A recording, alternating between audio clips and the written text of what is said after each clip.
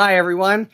Harry here to talk about the apparent race to the courthouse by new U.S. Attorney Lindsay Halligan in the Eastern District of Virginia to indict James Comey, former FBI chief, on charges of perjury. Remember, Siebert, the actual choice, Trump's nominee for the job, would not play ball and say that certain cases, including against Letitia James, were solid. He said the evidence wasn't there and he couldn't bring these cases. I've said before, to be clear, we get a lot of stuff about DOJ. It could all get mushed together. The notion that a prosecutor doesn't bring a case against someone for whom she or he doesn't have the evidence is bedrock, rock bottom. And what Trump and Bondi obviously had been asking Siebert to do couldn't be more repugnant, tawdry, and illegal. Just so bad. Manufacture a case against my political enemies because they are political enemies. The White House spokesperson, Catherine Leavitt, who, man, is a piece of work, said, well, they weaponized the Department of Justice as if the charges somehow were the absolute professional work that others had done that resulted in Trump's impeachments and the several cases against him. There's no crime there. There's no possible crime there. They're trying to make something else up. Okay, which brings us back to Jim Comey, who, by the way, you ought to think Trump would be pretty grateful to, because there's a strong argument he handed him the 2016 election with his gratuitous and improper slap in the face to Hillary Clinton in announcing they weren't bringing charges against her. But here we have a possible perjury case. And perjury is already considered hard to prove. This one, man, is really weak. Now, they are probably combing the transcript and to see if there is anything else that they can try to find, but it looks to be what supposedly is the lie is that Comey, September 30th, 2020, which next Tuesday will be exactly 5 years, so they have to charge by then, answers a question from Ted Cruz. You said you never authorized someone at the FBI to do a leak about the Clinton investigation, way back to where we were how Comey treated the Clinton investigation. And remember this, 2016, the treatment of emails. And he said, that's right.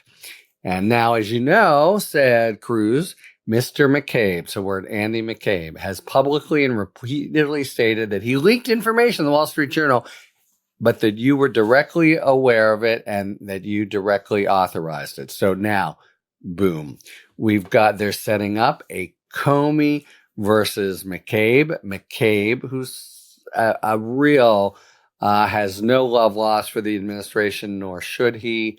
Whatever his feelings are for Comey, they're setting him up, to be the bad guy against Comey in their prosecution for perjury. So Cruz said, you said that. Now McCabe said he did, and Comey says, I can only speak to my testimony, which is the testimony now from 4 years before that.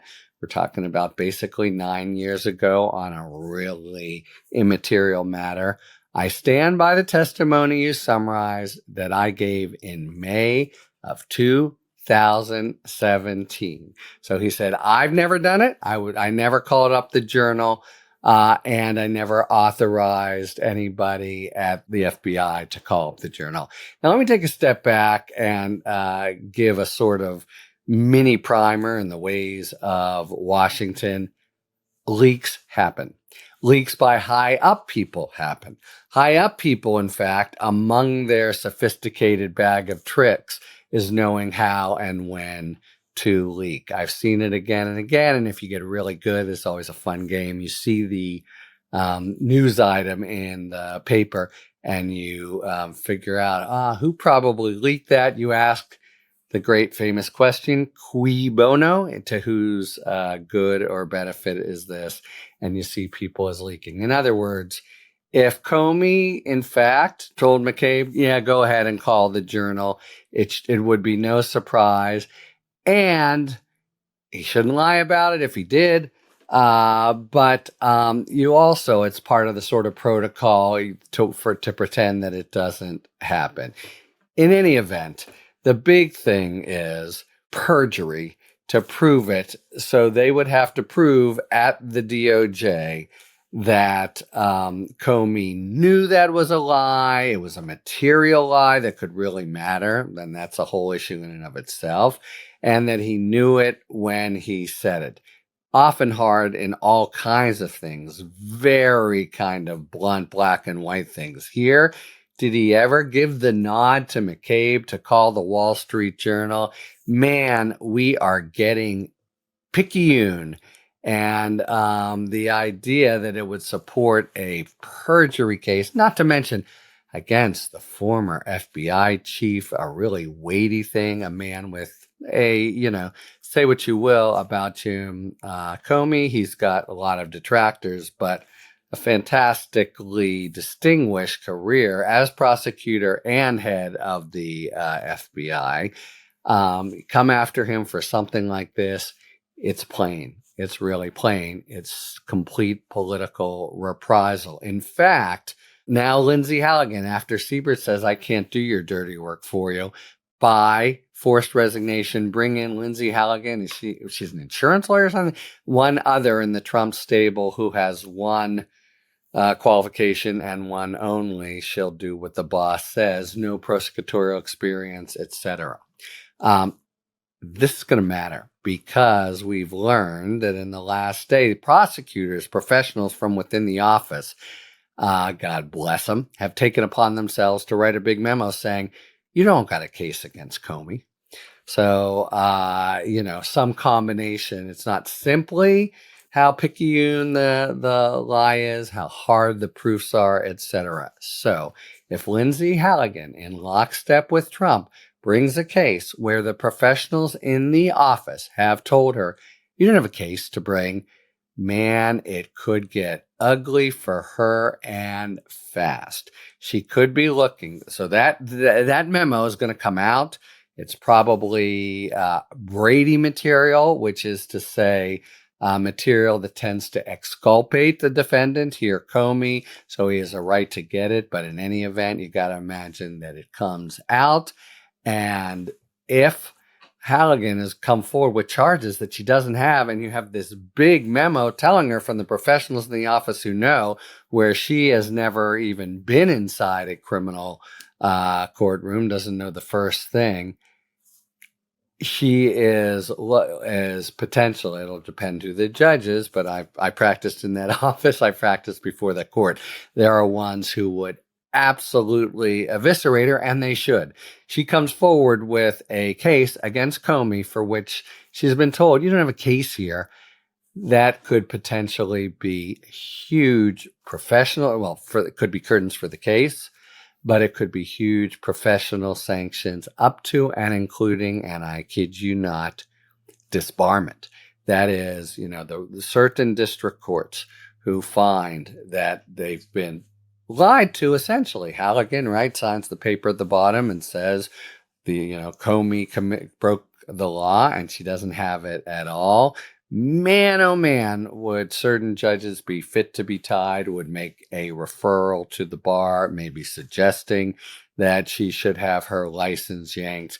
She is, Halligan, between a rock and a hard place.